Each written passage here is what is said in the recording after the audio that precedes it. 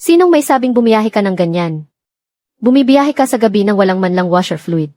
Hindi mo talaga pinapahalagahan ang sarili mong buhay. Kuya Zeu, magkano po? Ita-transfer ko na sa iyo ngayon. Hindi naman mahal yan. Libre na yan sa iyo. Pinupulot lang ba sa daan ang pera ng talyer? Ano ang karapatan mong ipamigay na lang yan basta-basta? Ginagawa ko rin naman ito para sa ikabubuti ng talyer. Suki natin si Mang Ma. Dito sa talyer natin. 10,000 na ang nagastos niya sa pagpapaayos pa lang ng sasakyan. Kaya ko ito ginawa. Di ba para mas manatili siyang suki natin? Ginagamit mo ang pera ko. Para lang maging mabango ang pangalan mo. Ngayong araw mamimigay ka ng 8 pisong washer fluid. Bukas baka mamigay ka na ng 300 pisong langis. At sa susunod na araw baka mamigay ka na ng 3,000 pisong maintenance. Itong talyer ko. Gusto mo pa ba itong patakbuhin? At may kapal ka pa ng mukhang sabihin na para ito sa ikabubuti ng talyer. Ako na nakapagtapos ng management sa ibang bansa. Kailangan ko ba ng payo mula sa isang tulad mo? Isang mabahong mekaniko na puno ng amoy ng langis. Para turuan ako sa dapat kong gawin. Multado ka ng 500 piso. Mag-report ka sa car wash bukas. Kung gusto mong magtrabaho ka. Kung ayaw mo lumayas ka. Hinubad ko ang aking unipormeng puno ng langis. At umalis agad ako doon. Wala siyang kaalam-alam. Dito sa highway na ito. Ang buhay ng daan-daang malalaking truck. Ay nagtitiwala lang sa liyabi ko na si Mang Zhu. At hindi sa kanyang. Walang silbing diploma sa FD. Itong nagmamarunong na. Nagtapos sa ibang bansa. Ay magbabayad na dahil sa kanyang sariling kamangmangan. At makakagawa ng pagkakamaling pagsisisihan niya habang buhay. Kuya Zeu. Kuya Zhu, nandyan ka ba? Kuya Zeu. Naabala na naman kita. Hating gabi na nga pero nanggugulo pa ako. Lumuwag na naman ang wiring ng headlight nitong bulok na sasakyan. Kumukurap-kurap pa. Sariwang gulay pa naman ang karga ko ngayon. Bago mag-umaga, kailangan ko nang makarating sa Kapitolyo. Delikadong magmaneho sa bundok ng walang ilaw ngayong gabi. Buhay ko ang nakataya rito. Huwag ka ng maraming satsat, buksan mo na ang hood. Masyado nang luma ang sasakyang ito ni Ma. Tunaw na pati ang electrical tape sa sobrang init. Ginamitan ko ng place para putulin ang mga sunog na dulo ng kable. Binalatan ko ulit ang mga wire. At pinagdugtong. Ayan, ayos na. Bugbog na ang mga kable nito. Pagbalik mo galing sa biyaheng ito, ang buong wiring harness ng sasakyan. Kailangan ng palitan ng bago. Huwag mong tipirin ang bahaging yan. Naman asahan mo. Pagbalik ko sa susunod na linggo, iiwan ko na rito sa iyo para maayos ng tuluyan. Kuya Zeu, magkano ang bayad ko sa paggawa ngayon? Konting dugtong lang naman ng kable yan. Huwag mo na akong bayaran. Sige na, ihatid mo na ang karga mo. Ha. Mabigat pa naman ang biyahe mo sa may bundok ngayong gabi. Kung maputikan ang windshield mo at hindi mo malinis, delikado dahil baka mawalan ka ng visibility. Kumuha agad ako doon sa estante sa tabi ng 1 galon ng kulay asul na windshield cleaner. Binuksan ko ang takip at ibinuhos ko lahat sa loob. Babiyahe ka sa gabi ng walang dalang panlinis ng salamin. Parang hindi mo pinapahalagahan ang buhay mo. Sige na, lumarga ka na, yung mismong nasa tapat ng ulo, na bagong kabit na high-definition DKIS camera, ay kumukurap-kurap at may mahinang pulang ilaw. Kinaumagahan bandang 9:00 ng umaga, mahigit 20 mekaniko at mga apprentice ay pinatipon lahat sa bakanting espasyo sa harap ng talyer. Ang bagong boss na si Xiaolin, na nakasuot ng plansadong-plansado at mamahaling suit, habang may hawak na isang baso ng iced americano, at nakatayo doon sa may hagdanan. Malamig kaming tinitingnan mula sa itaas. Ipinalabas niya sa screen ang kuha ng tea kagabi sa Stasyon 2. Malinaw ba sa inyong lahat ang nakita ninyo? Ito ang ginagawa rito sa ating talyer ng mga tinatawag nating veterano na akala mo kung sinong gumagawa ng mabuti. Boss Lin, ano po bang ibig ninyong sabihin? Anong ibig kong sabihin? Zhu Jiangwo, ang talyer na ito ay isang negosyo. Hindi ito charity. Isang bot lang ng washer fluid. Ari-arian pa rin yan ng kumpanya. Bakit hindi mo idinaan sa inventory at hindi mo ni-record? At basta-basta mo na lang ipinamigay. Boss Lin, 3 piso lang naman ang puhunan sa bote na yun. Si Mang Ma naman ay 6 na taon na nating suki. Taon-taon siyang nagpapa-maintenance at nagpapagawa rito. At libo-libong piso ang nagagastos niya rito. 8 piso. Tingin mo ba tungkol lang yan sa 3 piso? Sa pamantayan ng modernong kumpanya ngayon, ang anumang pagkawala ng mga materyales ay malaking bawas sa kita ng kumpanya. Ngayong araw namimigay ka ng washer fluid na nagkakahalaga ng 3 piso. Bukas naman mamimigay siya ng oil filter na nagkakahalaga ng 50 piso. At sa susunod na araw, baka pati yung lifter natin dito ay ipamigay niyo na rin. Siraulo ba siya? Bumangon kami sa kalagitnaan ng gabi para lang sa emergency repair. Tapos walang overtime pay. Tapos gagawa siya ng malaking issue dahil lang sa 3 pisong washer fluid. Sino ang bumubulong dyan? Lumabas kayo. Boss Lin, sa industriya ng auto repair. Lalo na kapag mga driver ng malalaking truck ang kliyente natin. Ang inaasahan talaga ay ang pakikisama at magandang relasyon. Kapag tinulungan mo sila sa maliit na bagay lang. Sa susunod na kailanganin nila ng malaking repair, doon sila magtitiwalang iwan sa iyo ang sasakyan nila. Ang malaking repair ni Mang Ma sa susunod na linggo. Sa bayad pa lang sa serbisyo, makakakuha na tayo ng 2,000. Huwag mo akong dramahan tungkol sa pakikisama. Mga numero at datos lang ang tinitingnan ko. Financial report lang ang pinapahalagahan ko. Ang ganyang lumang estilo mo ng pakikipagkapatao. Ang dahilan kung bakit ang talyer ng pamilyang Zhang ay hindi tumataas ang kita kailanman. Para ituwid ang patakaran sa talyer na ito. At para magsilbing babala sa lahat. Zhu Jiangwo, simula ngayong araw. Kakaltasin ang perpekto mong attendance at ang iyong performance bonus ngayong buwan. Bukod pa riyan, dahil sa paggamit mo ng ari-arian ng kumpanya ng walang pahintulot, may multa kang 500 piso para sa mga nagastos na gamit. Boss Lin, parang sumobra naman yata kayo. Si Kuya Zhu, gabi-gabi ng puyat sa night shift ngayong buwan. Ang bonus at perpektong attendance niya ay aabot sa ilang libong piso. Tapos kakaltasin mo lahat dahil lang sa 3 pisong halaga ng tubig. Kung sa tingin mo ay sobra, pwede kang sumama sa kanya sa parusang ito. Kuya Zhu, magpakumbaba ka na lang muna. Humingi ka na ng tawad kay Boss Lin para matapos na ito. Paghingi lang ng tawad at tapos na ang usapan. Kung ganoon lang, hindi sapat ang parusang ito. Simula mamayang hapon. Suspendido muna ang pwesto mo bilang mekaniko. Pumunta ka sa likod at mag-report sa car wash area. Kapag natuto ka na kung ano ang tamang patakaran, doon mo lang pwedeng hawakan ulit ang liabe mo. Ibinaba ang posisyon para maghugas ng kotse. Ang isang taong nag-ensayo sa kalahati ng mga pangunahing mekaniko rito, na isang eksperto at master na mekaniko, para maghugas ng kotse habang pinapanood ko si Lin. Sa mukha niyang puno ng kayabangan at pagmamalaki. Bigla ko na lang naramdaman na nakakatawa ito. Huwag kang magpadalos-dalos. Ano ang ibig mong sabihin? Ayoko na, aalis na ako. Ang sinasabi mong 500 pisong bayad sa pinsala. Ibawas mo na lang sa natitira kong sahod. Zhu Jiangwo, ang lakas ng loob mong pagbantaan ako. Akala mo ba kapag umalis ka, titigil na ang talyer ni Zhang? Kung tatakbo pa yan, diskarte mo na. Mag-aayos lang ako ng toolbox ko ngayon. Ihanda mo ang sahod ko pagkalipas ng kalahating oras. Kuya Zhou. Master. Tingnan natin kung sinong haharang sa akin. Sobra na siya ah. Ang palakang may iisang paa ay mahirap hanapin. Pero ang mga mekanikong may 2 paa ay nagkalat lang sa kalye. Tingnan ko lang talaga. Kung kapag umalis siya sa sikat na talyer ni Zhang, saang talyer siya mamamalimos ng trabaho?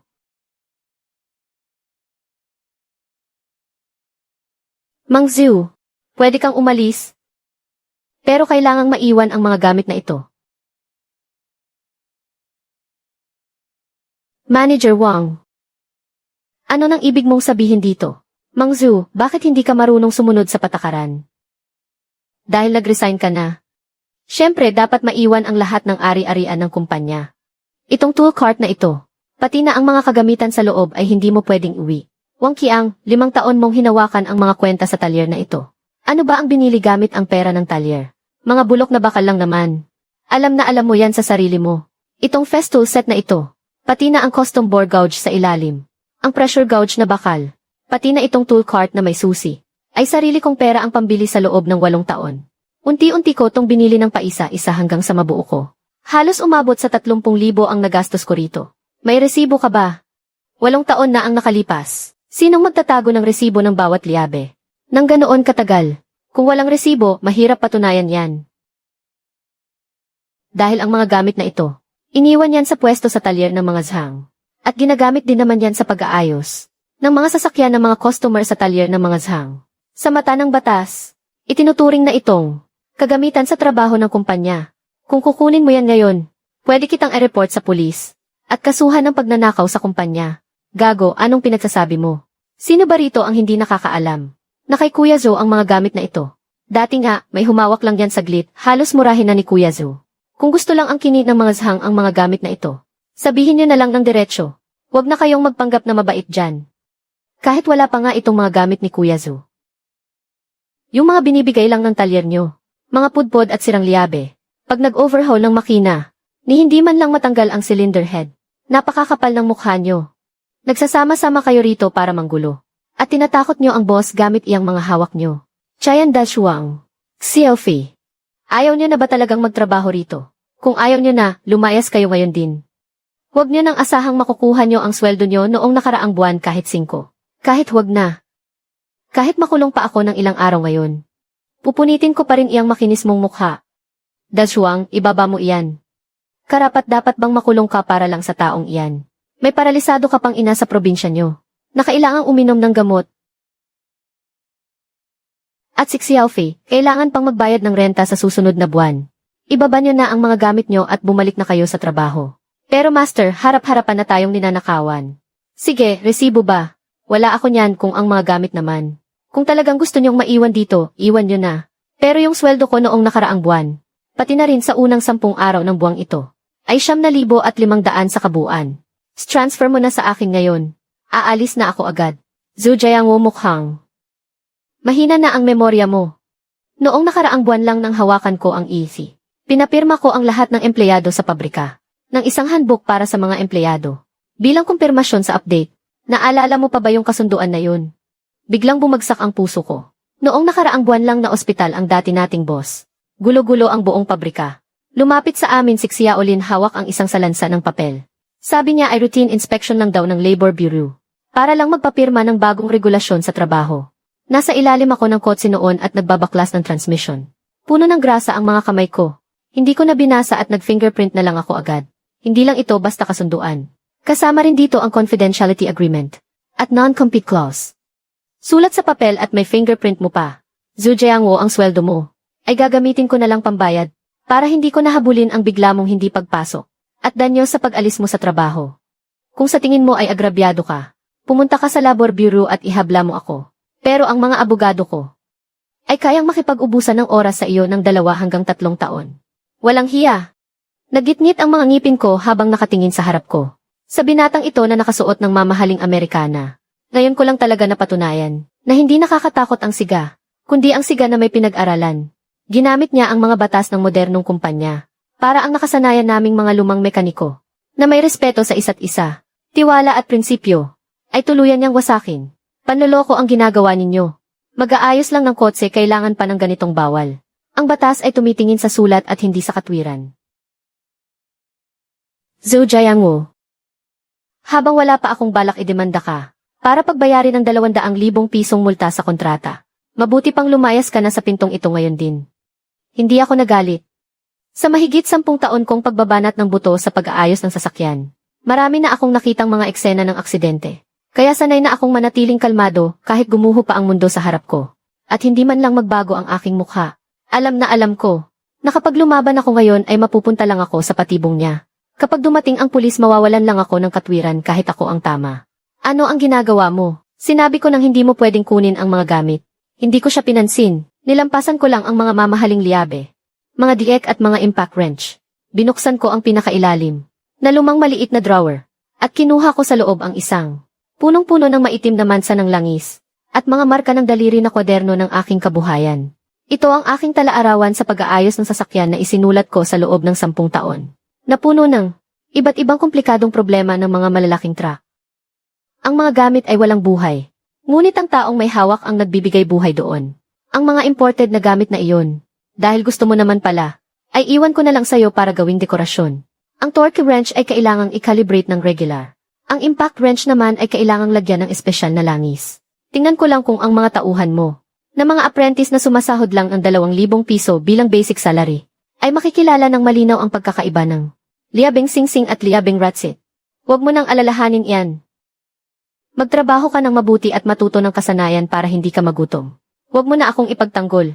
At lumakad nga ako sa ilalim ng malakas na ulan. Sa tabi ng pambansang lansangan, biglang bumukas ang bintana ng sasakyan. Si Xiaolin na hawak ang kanyang kape, na parang isang nagwagi, ay nakatingin sa akin habang nasa ilalim ng ulan. Zhu Jiangwo. Tingnan natin ngayong umalis ka na sa pamilya Zhang, nang wala ang mga kagamitan at customer sa talyer. Kung paano ka pa mabubuhay dito sa bayan. 11:30 ng gabi, nasa pinakaliblib at lumang subdibisyon ako ng bayan. Nangupahan ako ng isang walang bintanang basement na nagkakahalaga ng 30 yuan kada gabi. Sa buong katawan ko, 200 yuan na lang ang natitirang pera sa aking bulsa. Para makatipid, nagtitimpla ako ngayon ng isang tasa ng pinakamurang instant noodles na mailasang braised beef. Kring-kring ang luma at 4 na taon ko nang ginagamit na Android phone. Ay bigla na lang nanginig ng malakas sa tabi ng aking kama. Nilunok ko muna ang noodles. Saka kinuha ang cellphone at tiningnan ang screen. Nakasulat sa color J ay si Mang Malabindalawang gulong na semi-trailer.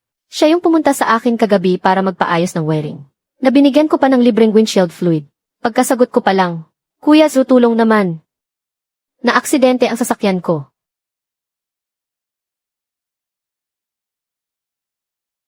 Mang, wag kang magpanik. Dahan-dahan ka lang magsalita. Nasaan ka ba ngayon? May nangyari ba sa iyo? Nandito ako sa pababang kalsada ng Kipan Ridge. Napakalakas ng ulan. Hindi ko na maipasok sa kambyo ang sasakyan ko. Tinapakan ko bigla ang preno kanina. Ngayon nagbabaga na ang mga preno ko. Mukhang may singaw na ang hangin. Ang tigas ng tapakan ng preno parang bato. Hindi ko maitapak. Kuya Zew, punong-puno ang sasakyan ko ng 30 tonelada ng mga sariwang produkto. Kapag patuloy itong dumiretso pababa at mahulog sa bangin, magugutom ang buong pamilya ko nito. Magdala ka bilis ng mga kagamitan at tulungan mo ako. Makinig kang mabuti, boss. Hatakin mo agad ngayon ang handbrake. Kabigin mo ang manibela pa kanan hanggang dulo, para sumayad ng husto ang mga gulong sa gilid ng bundok. Huwag mo ring bibitawan ang preno sa paa. Apakan mo ng husto. Nakaapak na ako ng husto. Pero hindi ko na to kaya ng matagal. Bumababa ang presyon ng hangin.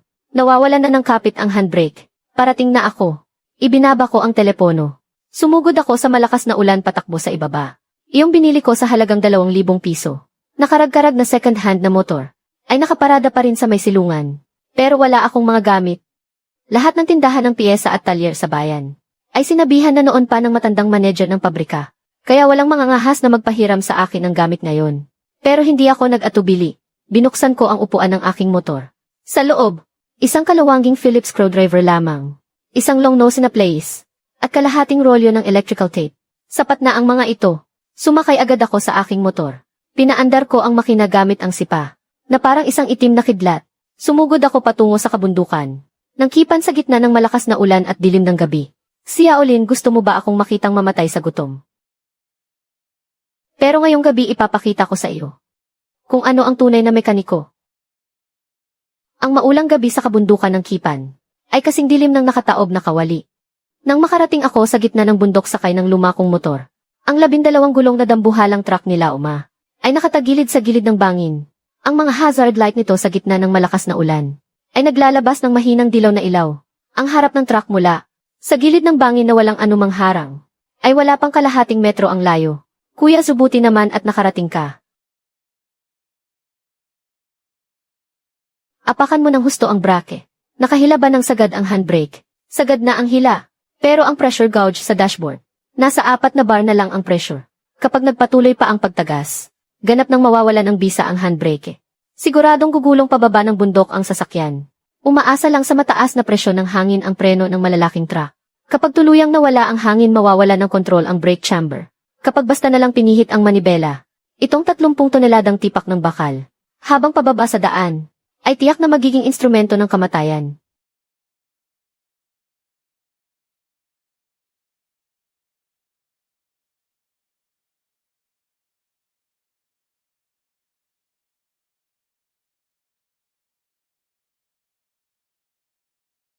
Hindi lang iyon, ang transmission sa tabi nito, at ang mga linya ng shift solenoid valve, ay napatid din dahil sa tumalsik na piraso ng sumabog na tubo. Ito ang dahilan kung bakit hindi siya makakambyo, at kung bakit hindi rin siya makapreno. Boss, sumabog ang air supply hose. Putol din ang mga linya ng solenoid valve. Anong gagawin natin ngayon? Kuya Zu, may dala ka bang ekstrang tubo? May dala ka bang computer? Wala akong nadalang kahit ano. Hindi ko man lang nailabas ang toolbox ko. Katapusan nayari na ang lahat. Ang aksidenteng ito pati ang ulo ng truck ay nagkakahalaga ng mahigit 1 milyon. Hindi ko na ito mababayaran sa buong buhay ko. Bakit ka ba sumisigaw dyan? Sinabi ko bang hindi ko ito kayang ayusin? Ihagis mo rito ang tuwalya na nasa loob ng kabina. Isang madungis na tuwalya. Ang naihagis sa maputik na tubig. Pinulot ko ang tuwalya. At buong lakas na pinunasan ang sumabog na bahagi ng tubo. Mula sa putik at buhangin sa paligid nito. Dahil walang pamalit na tubo. Kailangan ko talagang barahan ang tagas. Ang ordinaryong tape ay hinding-hindi kakayanin. Ang lakas ng 8 hanggang 10 bar ng presyon mula sa heavy truck. Sa oras na mapuno ng hangin ay agad itong mapupunit. Kinapa ko ang aking long nose pliers sa aking bulsa. At mabilis na pinutol ang isang piraso sa ilalim ng sasakyan na nagbibigay ng kuryente sa taillight. Isang makapal na extra wire na tanso. Binalatan ko ang dulo ng tansong kawad. Hinila ko palabas ang matitibay na hibla ng tanso sa loob. Ginamit ko ang kalahating rolyo ng itim na electrical tape para balutin ng mahigpit ang mailamat na bahagi. Umabot ng halos 10 ikot ang pagkakabalot ko. Pagkatapos ginamit ko ang mga binalatang hibla ng tanso. Parang nagtatali lang ng bakal sa konstruksyon. Paulit-ulit ko itong inikot para mas humigpit ang tape sa gomang tubo. Bumaon ng malalim ang tanso sa goma. Gamit ang place ay pinilipit ko ito ng mahigpit para hindi na makalas.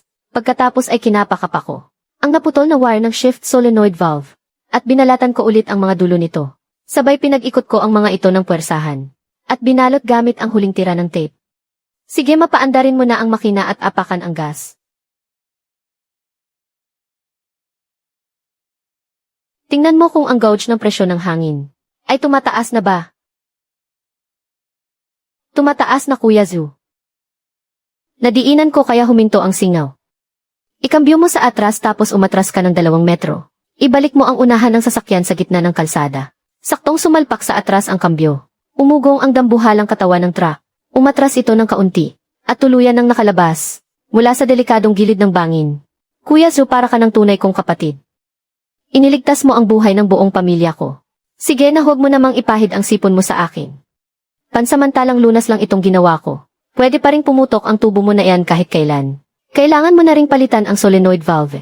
Kakapit lang pansamantala ang orihinal na pyesa. Magmaneho ka muna hanggang sa susunod na service area. At magpahanap ka agad ng magpapalit ng pyesa. Kuya Zeu, bakit ka naman sumakay lang sa bulok na motor na iyan papunta rito? Umalis na ako sa trabaho. Karnehan ng mga zhang. Hindi ba ikaw naman ang bumubuhay sa pangalan yon? Nabaliw na yata ang matandang boss. At tinanggal ka pa sa trabaho. Na ospital ang matandang boss. Ang anak niyang si Xiaolin ang humalili. Nagalit siya dahil kagabi binigyan kita ng extra na 1 galon ng windshield fluid. Sabi niya sinasayang ko raw ang ari-arian ng kumpanya. Kinumpis ka pa ang toolbox ko. At pinarusahan akong maghugas ng sasakyan. Kaya umalis na lang ako kaagad. Buwisit talaga siya. Tae ba ang laman ng utak ng gunggong na yan?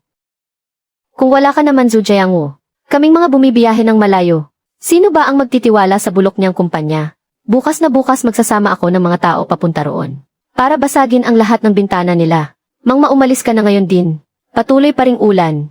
Kailangan ko na ring umuwi para isipin kung saan ako pupunta bukas. Kukuha ako ng lumang set ng mga kagamitan. At maghahanap ng lugar para magtayo ng sarili kong pwesto. Kuya Zu, may lugar ka na ba para magtayo ng sarili mong pwesto? Hindi pa. Si Xiaolin. Sa mga supply ng tatay niya ng piyesa ng sasakyan ay binalaan na silang lahat. Mukhang walang sinuman sa bayan ang maglalakas loob na magpaarkila sa akin ng pwesto. Baka kahit mga piyesa ay hindi ko na rin mabili. Laging may paraan ang tadhana. Kuya Zu, nagtitiwala ka ba sa akin? Diretsuhin mo na nga ako. 5 kilometro mula rito papunta roon. Doon sa may 100 pababa ng National Highway. May isang abandonadong gasolinahan doon. Naaalala mo ba? Tanda ko. 2 taon na ang nakalipas dahil hindi pumasa sa environmental standards. Ay ipinasara ito kaya nanatiling bakante. Pwesto yon ng mismong pinsan ko. Nasa timog na siya ngayon para magnegosyo. Tutal nakatambak lang naman ang lumang pwestong iyon at walang gumagamit. Basta gusto mong simulan. Tatawagan ko siya mamayang gabi. At ipapagamit ko sa'yo ng libre ang pwesto. Gamitin mo hanggat gusto mo. Ha ha ha. Kuya Zhao, dito ka na mag-umpisa. Tungkol naman sa mga supplier, hindi problema kung hindi ka nila bentahan ng piyesa. Madalas akong bumiyahe sa ibang probinsya. Anong piyesa ba ang kailangan mo? Ako na mismo ang kukuha at magdadala rito para sa'yo. May malaking group chat kaming mga driver ng truck. May mahigit 800 miyembro doon na laging bumabagtas sa rutang ito. Mga kapatid, tatawagan ko sila isa-isa ngayon din. Mula ngayon, kapag may pumunta sa talyer ng mga zhang, at gumastos kahit 1 sentimo roon, ay para na rin nilang kinalaban ako. CJ! Pupunta ako bukas ng umaga para kunin ang susi. Kinaumagahan, tumila na ang ulan sa abandonadong gasolinahan. Puno ng ligaw na damo at baha ang paligid. Gumastos ako ng 200 yuan sa isang hardware store sa bayan para bumili ng pala, isang walis, isang tao. Nagsimulang maglinis doon sa abandonadong service pit. Malaki talaga ang lugar na ito. Kasya kahit 6 na malalaking truck nang walang problema. Ang kaso lang, masyado nang matagal na abandonado. Kahit man lang maayos na harapan, wala. Biglang may narinig na malakas na tili ng preno sa tabi ng daan. Tumingala ako. Nakita ko ang isang lumang dikuryenteng tricycle na pumarada sa tapat ng gasolinahan. Bumaba agad sina Dashuang at Xiaofei mula sa tricycle. Pareho silang nakasibilyan. Hindi nila suot ang uniforme ng Zhang Auto Repair Shop.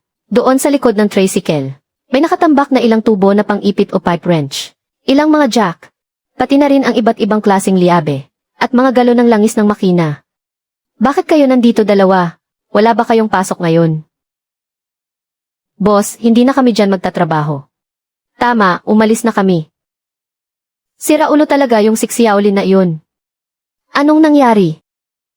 Ginugulo na naman ba kayo nun? Kuya Zhu, pagkaalis mong pinromote niya si Wang Qiang.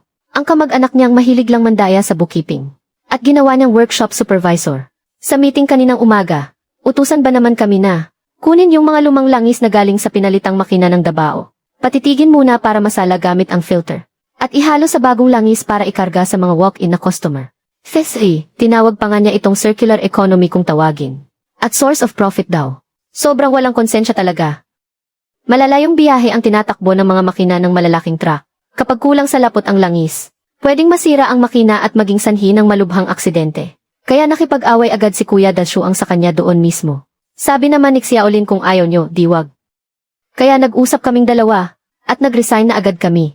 Habang tinitingnan ko ang dalawa kong apprentice na nakasama ko ng 4 o 5 taon na, nakaramdam ako ng kaunting lungkot, pero may kaunting galak din sa puso ko. Sa pag-aayos ng sasakyan buhay ng tao ang nakasalalay. Maaasahan talaga ang dalawang ito.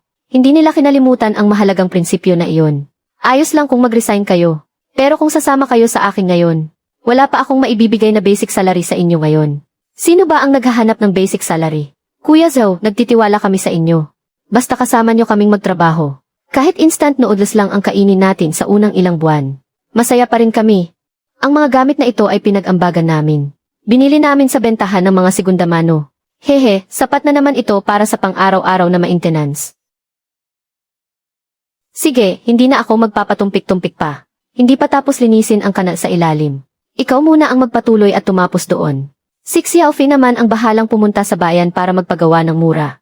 Isulat mo sa karatula na talyer ni Lao Zhu. Sige po, walang problema. Ang balita na nagtayo ng sariling talyer si Lao Zhu. Kasama ang pagbawi sa akin ng mga gamit ni Xiaolin. At ang pagparusa sa akin na maghugas ng kotse. Ay kumalat at pinag-usapan ng lahat. Kuya Zhu, hahanapan kita ng mga customer. Kung nasaan si Kuya Zhu, doon ko na lang ipapa-maintenance ang sasakyan ko simula ngayon. May gana kayong sirain ang negosyo ko. Zhu Jiangwo, ito na ba ang bago mong talyer? Talagang napaka-espesyal naman ito. Akala mo ba kapag may kasama kang 2 apprentice, at kumuha ng ilang driver ng truck, tapos ay magrereklamo ka sa group chat, ay masisira mo na ang negosyo ng talyer ng pamilyang Zhang. Sinasabi ko sa iyo, sa negosyo ang mahalaga ay kapital at laki ng kumpanya. Ang mga talyer sa tabi ng daan na katulad nito, ay kaya kong durugin sa isang pitik lang ng daliri ko. At nang gabiring iyon, pinost ni Xiaolin sa lahat ng mga chat group ng lokal na driver, pati sa mga logistics group, ang isang napakalaking patalastas tungkol sa malaking promo. Para sa pasasalamat na promo ng Zhang Auto Repair Shop. Simula ngayong araw lahat ng malalaki at maliliit na truck, ay kalahating presyo na lang para sa regular na maintenance. May libreng upgrade pa ng langis ng makina. At libreng car wash pagpasok sa kanila. At hindi lang yan, nagbayad pa siya ng mga tao para maglagay ng mga banner sa magkabilang gilid ng pambansang lansangan. Talagang itinapat niya ang patalastas, mismo sa gasolinahan ko, na may 1 kilometro lang ang layo. Boss! Nababaliw na ba ang gago na si Xiaolin? Kalahating presyo sa maintenance. Kulang pa yan para mabawi ang binabayad niya sa labor. Pananabotahe na ang ginagawa niya. Ay malinaw na pagwawalda sa pamanang iniwan ng tatay niya. Gusto niya tayong patayin sa gutom gamit ang giyera sa presyo, bago pa man makapagsimula ang talyer natin. At napatunayan nga, na epektibo ang naging diskarte ni Xiaolin. Sa maikling panahon, para sa mga nagmamaneho ng malalaking truck, talagang dugo at pawis ang kinikita nila. Kaya marami, sa mga driver na nangakong susuporta sa akin sa group chat, ang hindi nakatiis, at kusang dinala pa rin, ang kanilang mga truck sa talyer ni Xiaolin. Sa loob ng 1 buong linggo, bukod kay Lao man nakararating lang galing sa probinsya, na sadyang pumunta dito, para magpa-check up ng buong sasakyan. At pinilit akong tanggapin ang 500 piso. Ang talyer ni Lao Zhu, ay wala man lang nakuhang kahit isang dadaan na sasakyan. Bakante at sobrang tahimik ng buong lugar.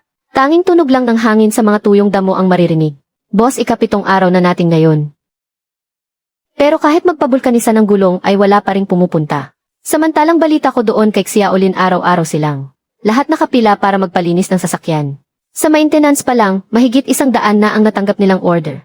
Tayo, Talaga bang hindi natin kayang talunin ang malalaking kapitalista?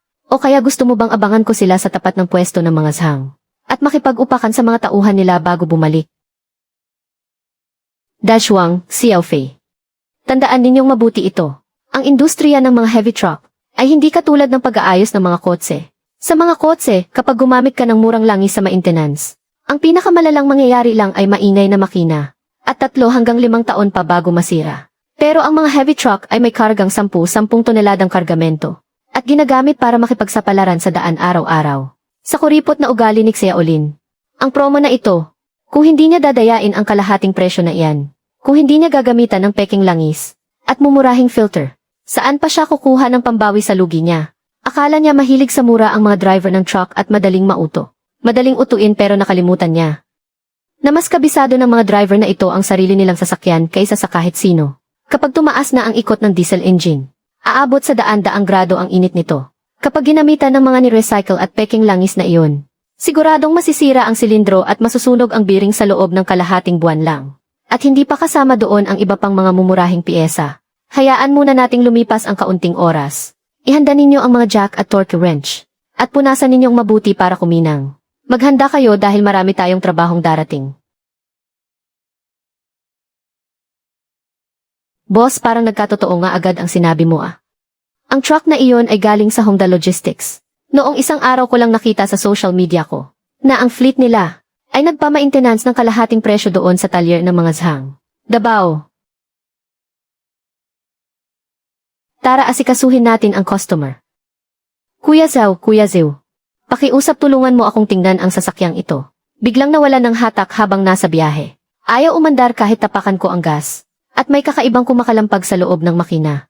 Ito kaya ang pinakabago sa fleet ko. Hindi pa nga umabot sa 100,000 kilometro ang tinakbo nito. Halos mukhang bago pa talaga ito. Huwag mo muna patayin ang makina. Buksan mo ang hood.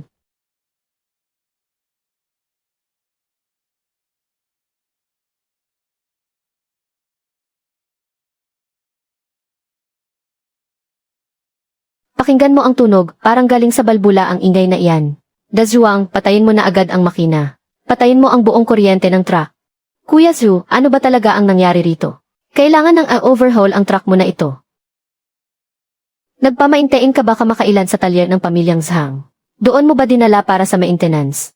Di ba nagkaroon sila ng promo doon? Kalahating presyo lang ang regular na maintenance. At may libre pang premium car wash para sa buong sasakyan. Inisip ko lang naman kasi, magpapalit lang naman ng langis at filter ng makina. Hindi naman kailangan ng matinding galing para doon. Kahit saan mo naman ipagawa ay pareho lang iyon. Kaya naman dinala ko ang buong fleet ko. Dinala ko roon ang lahat ng 10 truck na nandito. Kuya Zhu, huwag ka namang magalit sa akin ah. Sobrang baba kasi ng kita sa biyahe ngayon. Kailangang magtipid kahit kaunti lang. Magtipid kahit kaunti.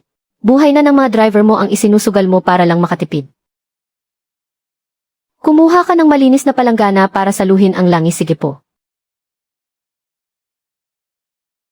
Wang Hai, halika rito at amuyin mo nga ito mismo. Bakit parang napakalabnaw nito? Parang tubig lang talaga. At saka, bakit amoy krudo at kalawang ito? Ito ang ginamit sa inyo ni Xiaolin. Nakalahating presyo na langis ng makina. Ito yung gamit na langis na pinalitan mula sa ibang sasakyan. Matapos patuluin at salain ang mga dumi.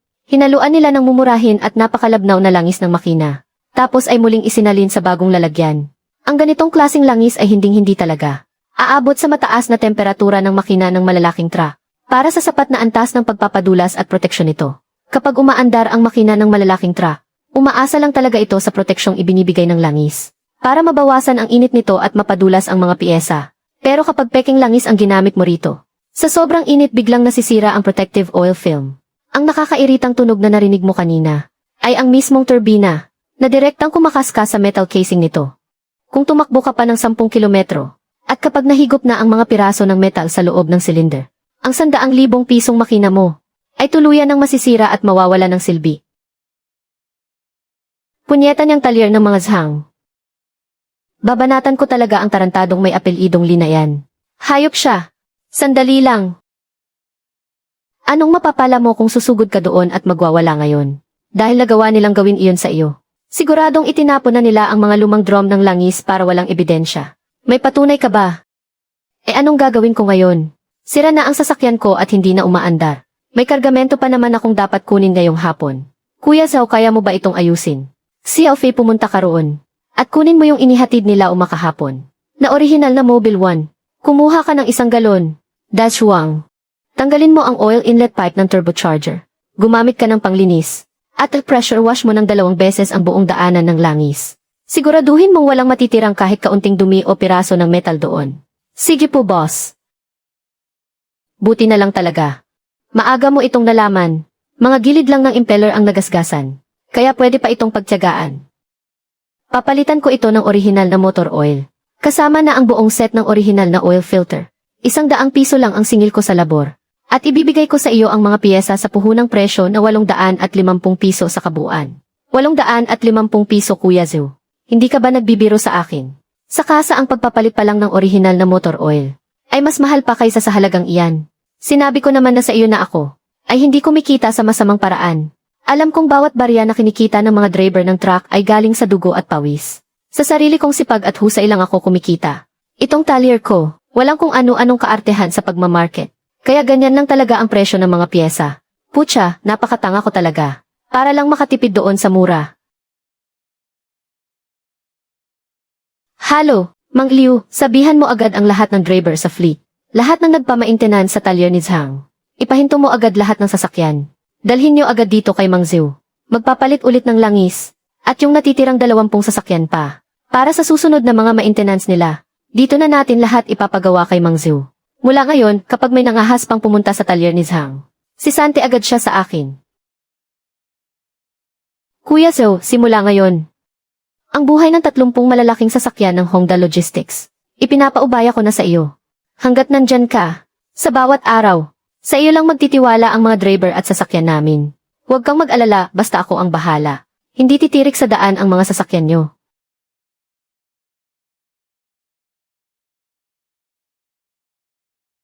Hahaha, master. Formal na ba tayong nagbukas nito? Nagsisimula pa lang tayo, ngayong umaasenso na tayo. Siguradong may manggigigil na niyan.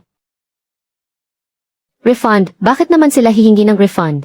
Nailagay na ang langis sa mga sasakyan nila. Kahit na magkaproblema pa ang mga sasakyan nila. Bakit naman ang langis natin ang sisisihin nila? Boss Lee, may dalang mga tao si Wang Wei ng Dongda Logistics. Nanggugulo sila ngayon sa tapat ng gate natin. Sinasabi nilang substandard daw ang langis na ginamit natin. Muntik na raw masira ang mga makina nila. Pati yung napagkasunduan na nating kontrata sa maintenance para sa susunod na 6 na buwan. Ay pinunit niya lahat. Punitin niya kung gusto niya. Mga dukhang driver lang naman sila ng truck. Akala mo naman kung sino silang hari. Pero hindi lang po Hongda Logistics ang may ganyang reklamo. Nagpa-half price promotion tayo. Nitong nakaraang linggo, dahil masyadong tinipid ang budget sa mga piyesa, umabot sa 40% ang bumalik para magpaayos ulit. Hindi lang mga walk-in customer ang hindi na bumabalik, pati na rin yung mga inalagaang kliyente ng dating manager. Ang ilang tapat na suki natin. Nabalitaan nilang nagtayo si Matandang Zhu ng sarili niyang shop sa tabi ng highway. Kaya doon na nila dinala ang mga sasakyan nila sa kanya. Si Zhu na naman. Buwisit na matandang yan talaga. Kahit business permit nga lang, ay hindi pa niya nakukuha. Anong karapatan niyang agawan ako ng mga customer? Boss Lin. Sa linya ng auto repair sa galing lang ng mekaniko tumitingin ang mga driver eh. Medyo tagilid na talaga ang cash flow natin ngayon sa libro. Dahil sa price war na yan wala na nga tayong kinita. Nalugi pa tayo sa dami ng nagastos sa mga piyesa. At kung walang darating na malaking kliyente, para tapalan ang utang sa susunod na buwan, baka hindi na natin mapasahod ang mga tauhan natin. Ubus na ba ang pondo natin? Di humanap tayo ng malaking kliyente, madali lang naman yan ah. Pero sa reputasyon natin ngayon, sino pa kayang malaking kumpanya ang magtitiwala sa atin? Ang Cold Chain Group. Sa ganyang mga kumpanya ng logistika, nagtatrabaho lang naman ang mga driver doon para sumahod. Wala silang pakialam kung magkano ang magastos sa pagpapaayos ng sasakyan. Basta ang mahalaga kumpanya ang magbabayad sa resibo. Yung purchasing manager ng fleet nila, nakainuman ko na dati yan. Basta maayos ang bigayan natin ng kickback sa kanya. Sila na mismo ang magpapadala ng mga sasakyan nila dito sa atin. Hihe! Boss Lin. Dinala ang sasakyang ito para sa 70,000 kilometrong major maintenance. Kakatingin ko lang kanina. Kailangan palitan lahat ng langis at fluid ng sasakyan. Bukod doon gasgas na rin ang brake pad sa mailikurang axle. Abot na sa limitasyon nito at delikado na. Dapat palitan ng isang set ng original na makapal at matibay na brake pad. Boss, 5 bigat na cold chain truck po ito. Napakabigat ng mismong sasakyan. Itong isinulat mo na generic na brake pad ay para lang sa mga light truck na wala pang 10 tonelada. Kapag ginamit ang brake pad na ito sa ganitong sasakyan, tapos lumusong sa mahabang pababa, at kailangang magpreno ng magpreno, wala pang 3 minuto ay mawawala na agad ito ng kapit dahil sa sobrang init. Madudurog at masusunog lang ang brake pad. Anong alam mo? 1,800 ang kuha sa orihinal na brake pad. Samantalang 200 lang ang kuha sa generic na ito. Isusulat ko sa resibo ang presyo ng orihinal na piyesa. Para singilin ang kumpanya nila. Paano natin kikitain ang diferensya kung hindi ganoon? Kung hindi tayo gagamit ng murang piyesa, saan ko kukunin ang pampasahod sa iyo sa susunod na buwan? Pero buhay ang nakataya rito. Hindi naman agad may mamamatay niyan. Bakit? Hindi ba alam ng mga driver nila na magpreno ng dahan-dahan? At wala ba silang hydraulic retarder? Hindi lang sa mga murang refrigerated truck kailangang palitan. Kapag may umilaw na brake warning light sa dashboard, bunutin mo agad ang sensor. Saksakan mo ng resistor para mabypass ito. Ano, ibabypass ang alarm. Sir Lee, hindi ko kaya ang trabahong ito. Maghanap kayo ng iba na gagawa niyan. Mang Lee, 50 taong gulang ka na ngayong taon, di ba? Bayad na ba ang utang mo sa bahay? Kakapasok pa lang ng anak mo sa kolehiyo, di ba? Kung ayaw mo, sige lang.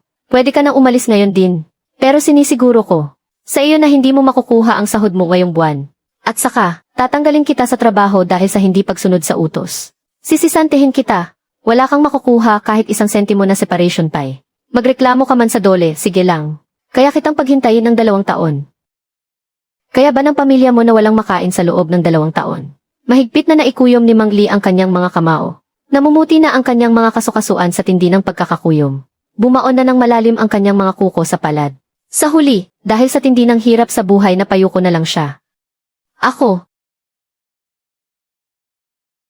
Ganyan nga naman. Nagtatrabaho lang naman tayong lahat dito para kumita. Bakit mo naman tatanggihan ang pera? Pagkaraan ng kalahating oras, habang nanginginig ang kamay ni Mang Lee, para ikabit sa cold chain truck, ang murang brake pad para sa magaang truck. Habang nagpapanggap na pupunta sa banyo, inilabas niya ang kanyang cellphone. Alam niyang hindi niya kayang tiisin na may mamatay nang wala siyang ginagawa. Pero wala rin siyang lakas ng loob na pigilan si Xiaolin. Kaya isa lang ang maaari niyang hingan ang tulong. Sa sandaling makita ko ang mensaheng iyon, biglang naugong ang utak ko.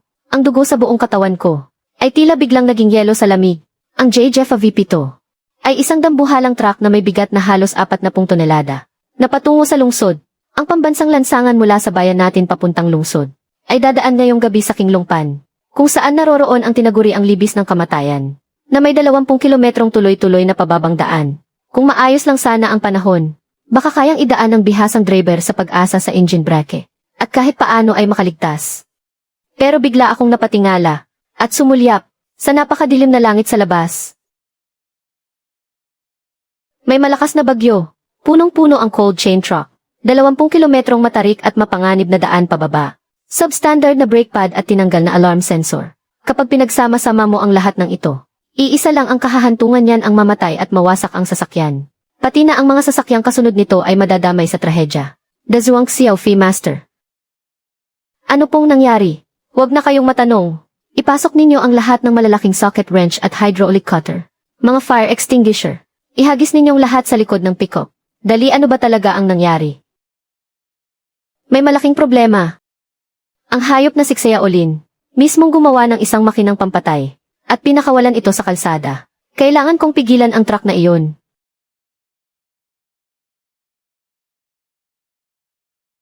Xiaolin, kung gusto mong mamatay, huwag mong idamay ang mga inosenteng driver sa kamatayan mo.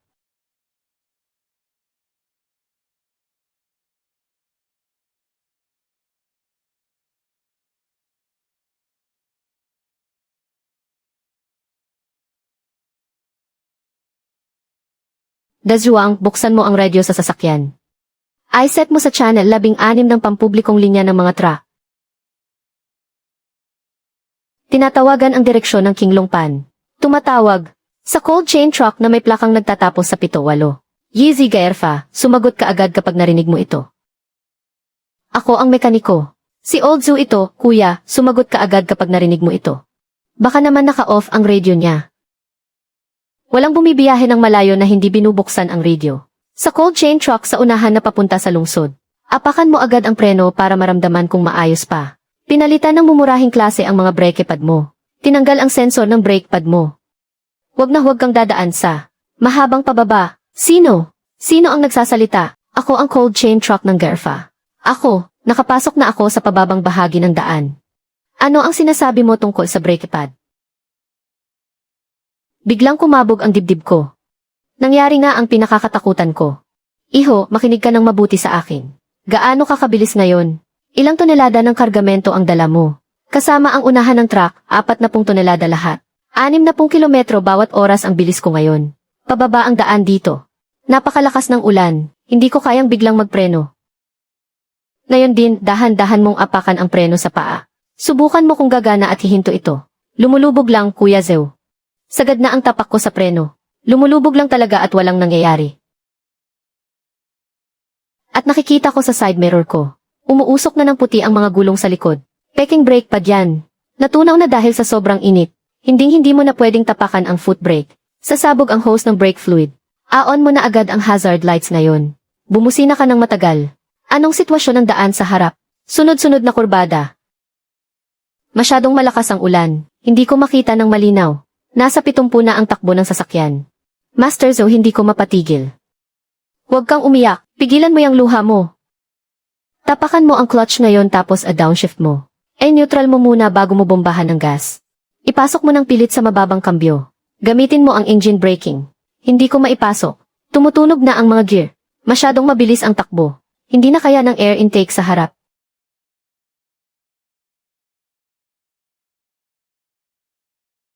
Huwag kang magpanik, tapakan mo ang clutch ng 2 beses habang binobombahan ng gas. Sa unang tapak neutral mo ang kambyo. Bombahan mo ng malakas ang gas. Iakyat mo ang EA sa 3,000. Sa pangalawang tapak pilitin mong ipasok sa pang-4 na gear. Huwag mo nang isipin kung masisira ang transmission. Ipasok mo lang. Pero lalo pang bumibilis ang takbo. 80 na at may matalas na kurbada sa harap.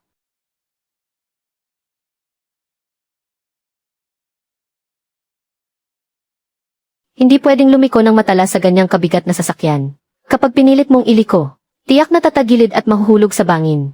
Ipihit mo ang manibela pa kanan. Ay kaskas mo ang kanang bahagi ng truck sa gilid ng bundok. Gamitin mo ang friction para bumagal ang takbo. Masisira ang sasakyan. Hindi buhay ko ang sasakyang ito. Buhay mo ang mawawala.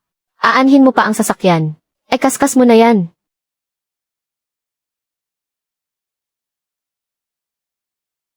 Tatlong kilometro sa harap. 14 na kilometro. May runaway truck ramp malapit sa karatula. Huwag mong laging idikit sa pader. Pagkakita mo pa lang sa pula at puting marka ng emergency lane, idiretso mo agad ang unahan ng sasakyan doon. Nakikita ko na ang senyales. Hawakan mo ng mahigpit gamit ang 2 kamay mo. Ang manibela huwag mong hahayaang pumiglas.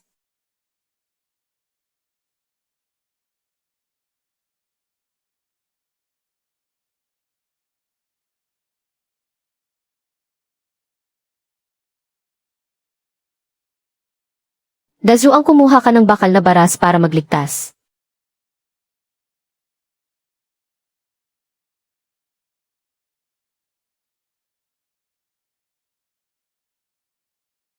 Lumabas ka, naligtas ka na. Nakaligtas ka. Mang Zhu, maraming salamat sa iyo. Kung hindi dahil sa iyo, malamang katapusan ko na rito ngayon. Walang mas mahalaga kaysa sa kaligtasan mo. Ang karga ko sa loob ay mga biological reagent na nagkakahalaga ng 2 milyong piso. Kailangang panatilihin sa temperaturang -5 degree sa buong biyahe. Kinabahan ako bigla, at agad akong pumunta sa harap ng cargo. Ang hiwalay na refrigeration unit ng cold chain truck. Sa tindi ng banggaan, nabagsakan ng malalaking bato ang distribution box, kaya direktang naputol ang pangunahing kable ng kuryente. Hindi lang iyon, ang trip computer sa unahan, dahil sa matinding crash protection mechanism, ay direktang nag-lock sa main power supply ng buong sasakyan. Ang temperature display screen sa labas ng cargo ay nagpapatunog ng nakatutulig na alarma. Patay kung sa loob ng 3 oras. Hindi maibabalik ang kuryente. Masisira lang ang lahat ng gamot na nagkakahalaga ng 2 milyong piso. Hindi ko iyon mababayaran kahit ibuwis ko pa ang buhay ko. Tawagan mo si Boss Wang ng Cold Chain Group. At sabihin mong magdala ng mga tao sa talyer ng mga zhang. Kapag hindi ko pinahirapan ng husto si Xiao Linzi ngayon, hindi na ako si Zhou. Pagkalipas ng 2 oras, ang tarangkahan ng talyer ng mga Zhang ay hinarangan ng 3 itim na van, ng husto at walang labasan. Si Boss Wang na purchasing director ng Cold Chain Group, kasama ang 4 na abogadong nakaitim na suite, ay sinipa ng malakas ang pinto ng opisina sa unang palapag ng talyer. Gulat na gulat si Xiaolin sa tindi ng eksenang ito. Sa sobrang takot ay muntik na siyang mahulog pabaliktad sa upuan niya. Boss Wang, anong ginagawa niyo rito sa kalagitnaan ng gabi? Anong ginagawa ko? Ang ipinapakita sa cellphone ay ang mismong kuha mula sa dashcam ng cold chain truck, nang malagim nitong pagkabangga sa escape ramp, at ang boses ni Lao Zhou sa radyo, na malinaw na sumisigaw. Ang mga brake pad mo ay pinalitan ng Zhang Auto Repair Shop ng mababang kalidad na piyesa para sa maliit na truck. Si Xiaolin ay biglang nawala ng kulay. Boss Wang, mamalaking pagkakamali lang po ito. Paninira lang po iyan. Ang aming Zhang Auto Repair Shop ay palaging gumagamit ng mga orihinal na piyesa. Paano mangyayari iyon? Sinungaling ka. Tinanggal ni Master Zhu at ng traffic police sa mismong lugar ang aking mga brake pad. Wala man lang tatak ng brand doon. At sa saksakan ng sensor ay sinadya pang lagyan ng alambre para mag-short circuit. Boss Lin, ang lakas din ang loob mo, no? Isang truck na may bigat na 40 tonelada ay binalak mong lagyan ng pangmaliit na truck. Maliit na bagay lang na nawasak ang truck ngayon. Ang 2 milyong pisong halaga ng mga gamot sa loob ng truck dahil nawala ng kuryente. At may natitira na lang na hindi higit sa 40 minuto bago tuluyang masira at mawala ng pakinabang. Dagdag pa ang 2,800,000 pisong pinsala sa truck. Kung kulang kahit 1 sentimo ang ibabayad mong cash, ngayong gabi mismo ay ipapahuli kita sa salang pagbabanta sa kaligtasan ng publiko at panloloko sa negosyo. Hindi lang ang bulok mong talyer ang maipapasara, kundi ikaw at ang buong pamilya mo ay tiyak na mabubulok sa kulungan. Nang hina ang mga tuhod ni Xiaolin, at bigla siyang napaupo sa sahig. 1 buwan pa lang niyang pinapatakbo ang talyer, at ang laman ng kaba ng talyer. Kahit nga 100,000 pisong cash hindi niya makalap. Paano mo babayaran ang napakalaking halagang ito? Ang matinding takot, ang nagpatakbo ng mabilis sa utak niya. Bigla siyang parang nakakapit sa huling pag-asa. Siya ang may gawa nito. Boss Wang, talagang wala akong kinalaman dito. Ang patakaran sa aming pabrika ay dapat gumamit lamang ng mga orihinal na piyesa. Itong si Li ang may gawa. Ibinulsa niya ang pera. Sinadya niyang nakawin ang mga magagandang orihinal na brake pad at ibinenta para palitan ng mga murang peking piyesa. Para lokohin kayo. Siya rin ang nagpatay ng alarma dahil takot siyang malaman ko. Walang hiya kang Li. Inalagaan ka ng pamilyang Zhang ng napakaraming taon at nagawa mo pang gawin ang ganitong kawalang hiyaan na walang konsensya. Boss Wang, siya talaga ang salarin dito. Tumawag na kayo agad ng pulis para hulihin siya. Walang kinalaman ang pabrika namin dito.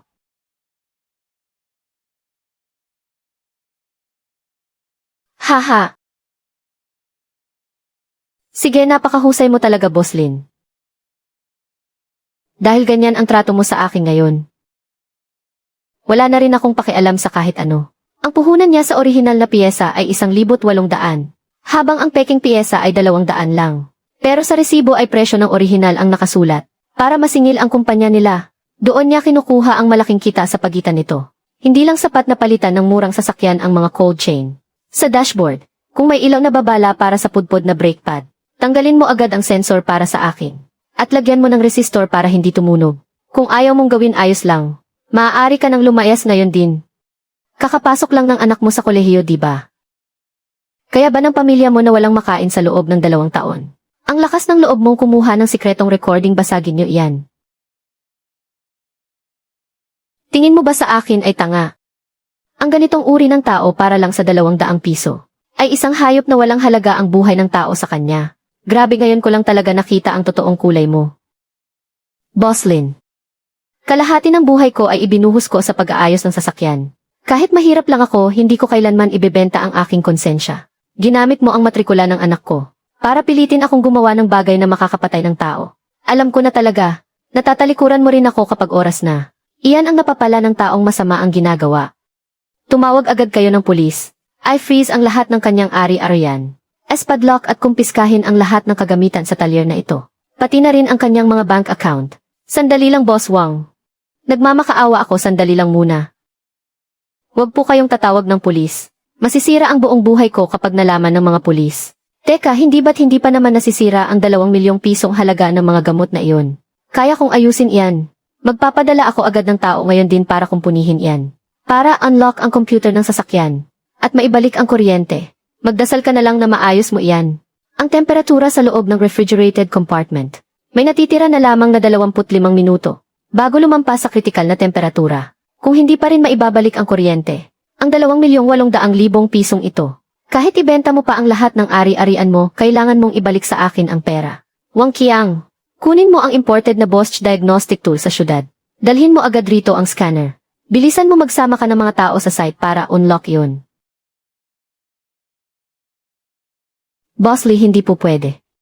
Ang Golza B7 na ito ang pinakabagong modelo. Mayroon itong encrypted na CEC. Dahil sa banggaan na lock ang buong physical system nito, hindi man lang makapasok ang universal computer natin. Kahit gamitan ng administrator settings hindi mabura. Ang mga fault code, ayaw talagang mag-close ng power relay kahit ano ang gawin. Mga bano, walang silbi kayong lahat.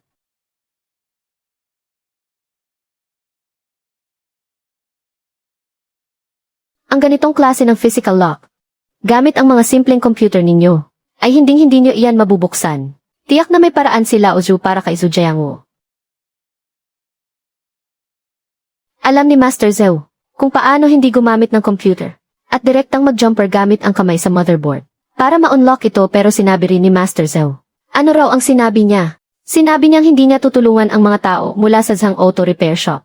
Hindi niya pakikialaman ang gulo na ginawa ng Zhang Auto Repair Shop. May 10 minuto na lang bago tumawag sa pulis. Boss Lin, tingnan natin kung ano ang ilalabas mo ngayon. Para punan ang 2 milyong pisong kulang na iyan.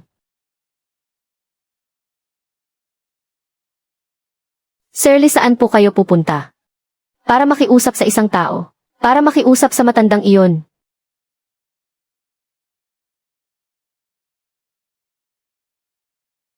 Pagkalipas ng 15 minuto, ang nakasisilaw na high beam na ilaw ay tumama at nagpaliwanag sa silungan ng abandonadong gasolinahan. Habang nakaupo ako sa isang natitiklop na upuan, sa aking kamay ay hawak ko ang isang kupas at may tatal na baso ng tsaa. At dahan-dahang humihigop ng mainit na tsaa. Habang sina Dashuang at Xiao Fei naman sa tabi ko ay nag-aayos ng mga kagamitang katatapos lang linisin. FRQ.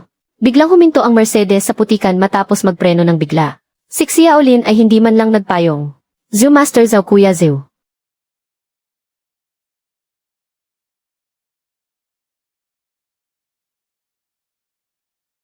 Dashuang. Patuyuin mo nga yung wrench na size 16. Baka kalawangin. Sige po, Master. Kuya Zhou. Pasensya na kung naging bulag ako sa kakayahan mo noon. Naging bata at irresponsable kasi ako. Narito ang 100,000 pisong cash. Sumama lang kayo sa akin ngayong gabi. Para unlock ang computer ng cold chain na truck na iyon. Mapapasa iyo na ang lahat ng perang ito. Boss Lin, hindi ko yata naiintindihan ang sinasabi ninyo. Diyan sa Zhang Auto Repair Shop, di ba may standard operating procedure naman kayo? Di ba mayroon kayong pinakamodernong computer para sa diagnostic? Habang ako naman ay pinarusahan ninyo para maghugas lang ng kotse. Isang tanggal na trabahador na hindi man lang karapat dapat humawak ng mga gamit. Paano naman ako magkakaroon ng ganyang kakayahan? Kuya Zhu, nagkamali po ako. Alam ko na po talaga na nagkamali ako. Napakabulag ko talaga. Gusto akong ipahuli sa pulis ng Cold Chain Group. Nasa 20 pa lang ang edad ko. Hindi ako pwedeng makulong. Hindi ako pwedeng makulong talaga. Pinilit mo akong palitan ng substandard na brake pad. Kaya ba si Tatay Lee ang pinasalo mo ng kasalanan mo? Yung muntik ng kasama ang buong sasakyan niya, na mahulog sa bangin na batang driver, ay karapat dapat lang bang mamatay ng ganoon? Kuya Zhu, pakiusap po, patawarin niyo na ako sa mga nagawa ko. Basta po matulungan niyo kaming ayusin ang sasakyang ito. Kahit anong hilingin niyo, papayagan ko kayong bumalik sa talyer bilang technical director. At lalakihan ko ng 3 beses ang sahod niyo. Technical director ba kamo, Boss Lin? Ang Kuya Zhu namin ngayon ay sarili ng boss. Hindi na niya kailangang maghugas pa ng kotse sa inyo.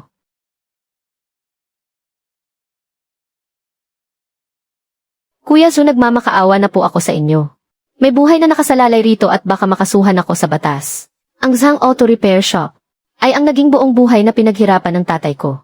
Kahit hindi na po para sa kapakanan ko.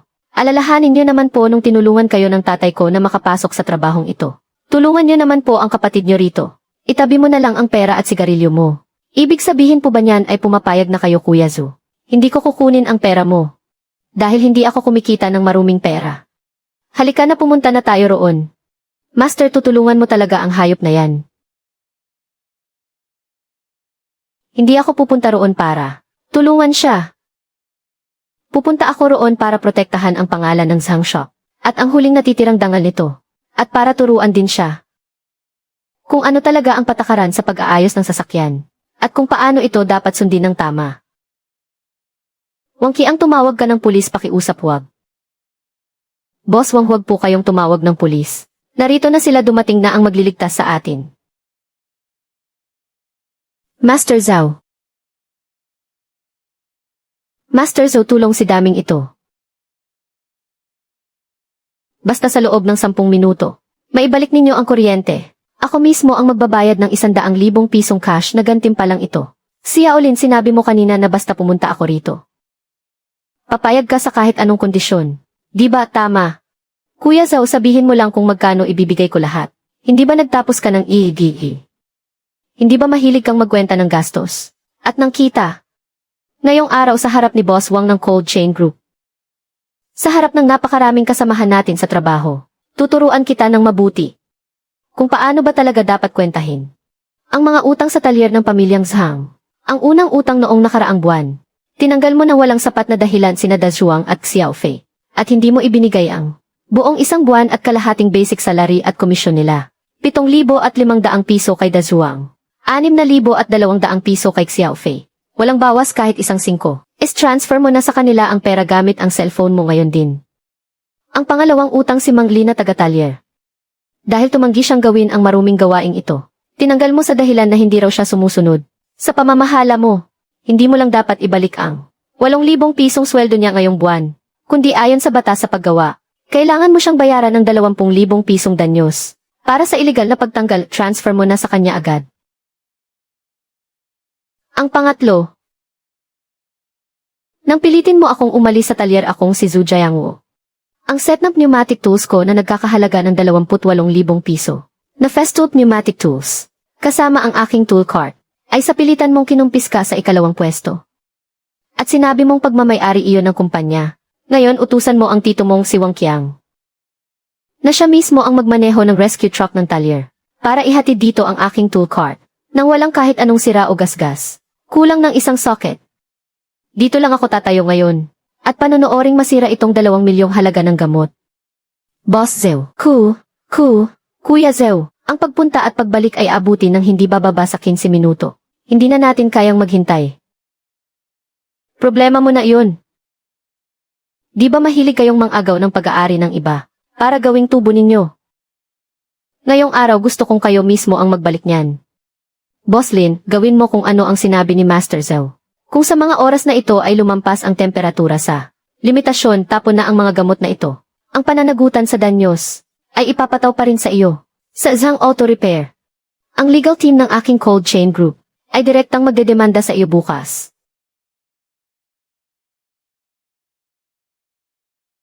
Naku Kuya Zhu, tingnan mo naman, papunta na siya rito. Nabayaran ko na rin ang sahod niya. Pwede bang simulan mo na ang pag-ayos? Nasa 4.9 na degree na ang temperatura. Huwag kang magmadali. May huling utang pa tayong dapat bayaran. Di ba mahilig kayong magsalita tungkol sa circular economy? Di ba tingin mo, walang kwenta ang buhay ng mga driver ng truck? Ngayon sa harap ng lahat ng tao rito, humarap ka sa driver na ito, at humingi ka ng tawad habang nakayuko sa tapat ng truck na ito. Zhu Jiangwo, huwag mo naman kaming sagarin ng ganyan. Ako pa ang sumusobra ngayon. Alam mo ba kung hindi siya umiwas sa emergency lane, hindi lang siya ang mahuhulog sa bangin. Pati na rin ang mga kotse sa likod niya, ang 12-12 ng maliliit na sasakyan. Lahat sila ay madadamay sa kamatayan niya. Noong kumita ka sa 200 pisong patong na iyan, naisip mo ba ang lahat ng ito? Da Zhuang, Xiao Fei, aalis na tayo. Hindi ko tatanggapin ang trabahong ito ngayon. Huwag kang umalis.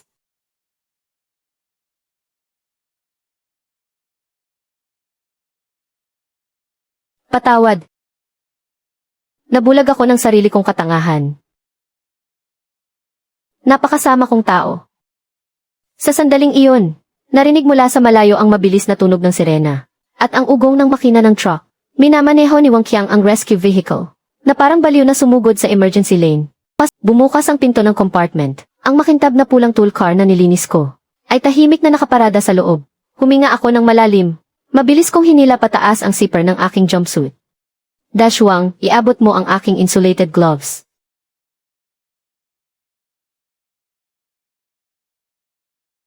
Ngayon, oras na para ipakita sa kanila kung ano ang tunay na bagsik.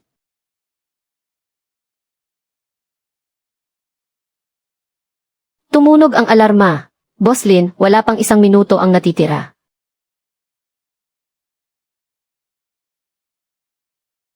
Dashwang, iabot mo sa akin ang aking pneumatic cutter.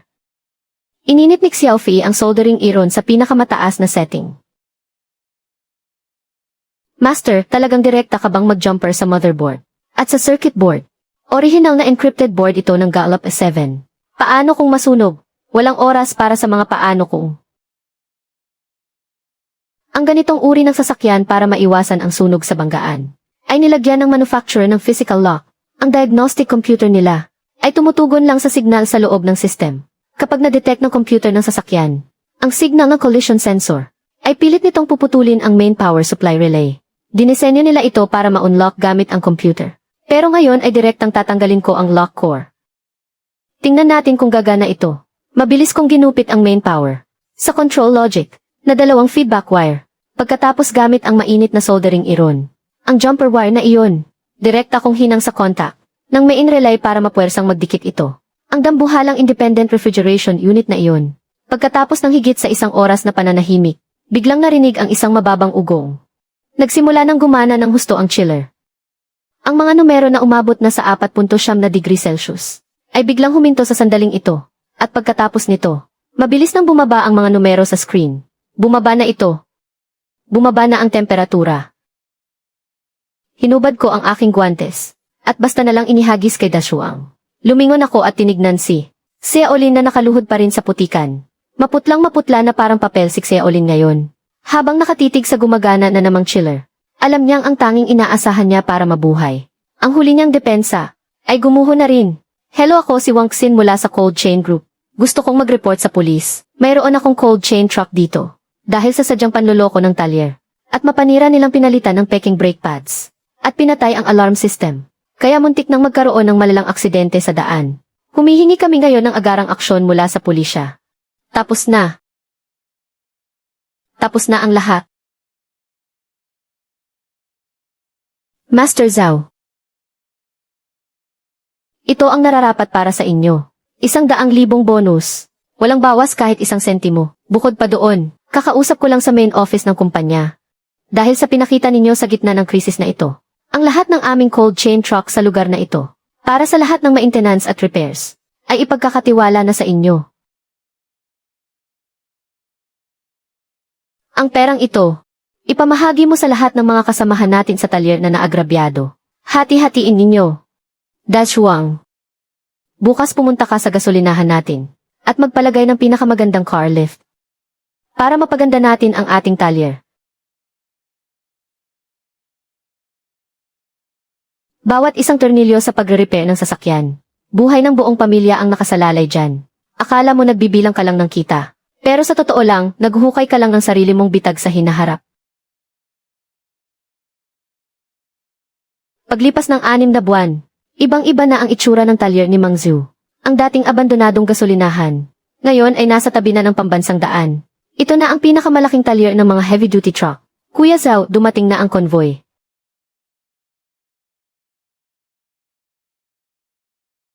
Nakaupo ako sa waiting room noon, habang hawak-hawak at kinakalikot ko ang isang bagong digital na torque wrench. Napakasikat ng araw sa labas, at walang humpay ang dagsa ng mga sasakyan sa highway. Mang Zhu, hahaha. Oh, Mang Ma.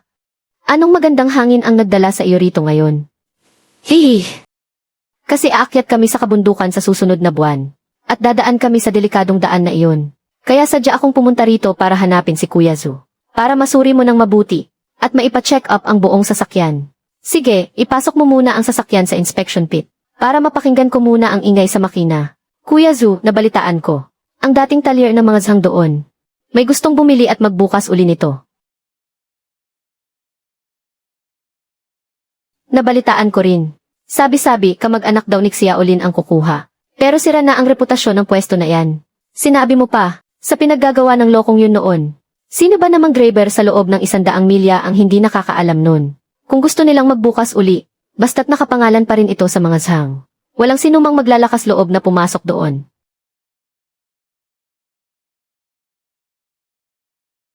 Mang Zhu, ang iresponsable kong anak, ay bagong sentensyahan ng 2 taon sa kulungan. Ang kalokohan na ginawa niya noon ay dahil hindi ko siya napalaki ng maayos. Dating manager ang pangalan ng talyer ng mga zhang. Handa ko pong bayaran para makuha ito. Gusto ko itong baguhin pero hindi ako magbubukas doon ng bagong talyer. Gagawin ko itong isang libreng pahingahan para sa mga driver. Para talaga sa mga kapatid nating bumibiyahe ng malayo. Para may pahingahan at may mainit na pampaligo. Ang karatulan na ito, mabuti pang alisin na natin ng tuluyan. Hindi kailangan ng madayang laro sa pagpapatakbo ng talyer. Kailangan lang ng maayos na liyabe, at isang tapat na puso na may konsensya. Tanggapin mo na ito, Mang Zhu. Ang talyer na ito ay, sa iyo na. Isasama ko ang walang kwenta kong anak, pauwi sa probinsya para magbukid, at hindi na kami kailanman babalik pa. Bossing. Magkano po ang basic maintenance ng sasakyan ko? 3 piso lang ang isang boat ng windshield fluid. Libre ko na sa iyo yan. Punuin natin para malinaw ang tingin mo sa malalayong biyahe. Salamat po, bossing.